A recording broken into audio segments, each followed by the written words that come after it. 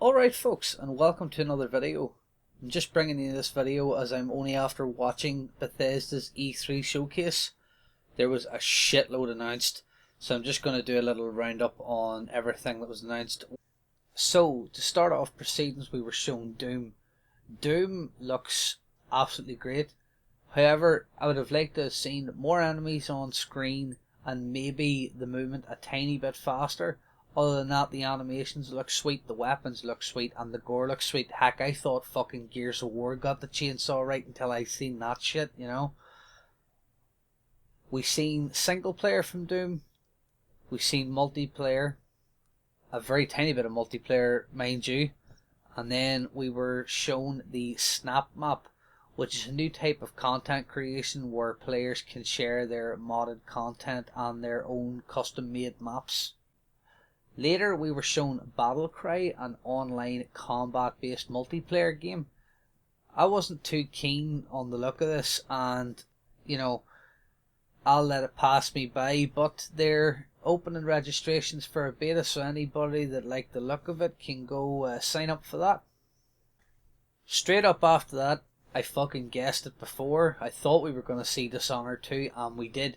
We seen a teaser trailer for Dishonored 2, and then we were told that there's going to be a definitive version of Dishonored with all the DLC included, coming this fall for PS4 and Xbox One. We weren't given a release date for Dishonored 2, but we know it is coming. We know it's going to feature two characters, Corvo from the first game and a new girl called Emily. After that, we were shown about the Elder Scrolls Online, some of the new things that will be coming to the game later on in the year. Then after this, we were shown the Elder Scrolls Legends, a card strategy game made for tablets and PCs. It's going to be free to play and it should be coming out later this year. Then at the end of the conference we were shown the biggest chunk, which was Fallout 4. Now Fallout 4 shows a lot of advancements on the earlier games. One big thing that they were pushing was customization, scavenging certain materials and breaking them down into raw materials which you can then use to further build in the game. Now we were shown certain parts of the map where you can build up establishments and settlements, and you have to protect them from raiders and different things like this. It's an optional part of the game. You don't have to do this, but it seems to be a good system the way they've implemented it into the game engine. We were then told that this Fallout is going to be the first Fallout game where you can play as a female. You can pick any part of your character's face, male or female, and sculpt it to your own liking. It seems to be customizability is a big part of this game.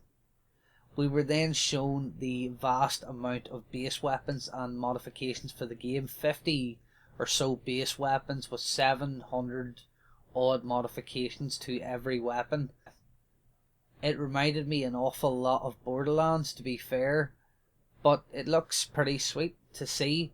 They've updated the VAT system, the aiming system that was in Fallout 3 to be better and allow you to slow down time more, where you can accurately place your shots.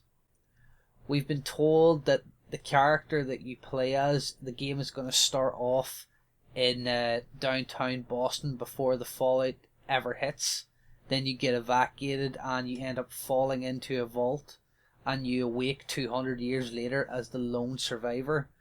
So this is going to be an interesting dynamic on the game, as there likely be no, survivors for a while, no civilians that you can interact with when you first awake from the vault.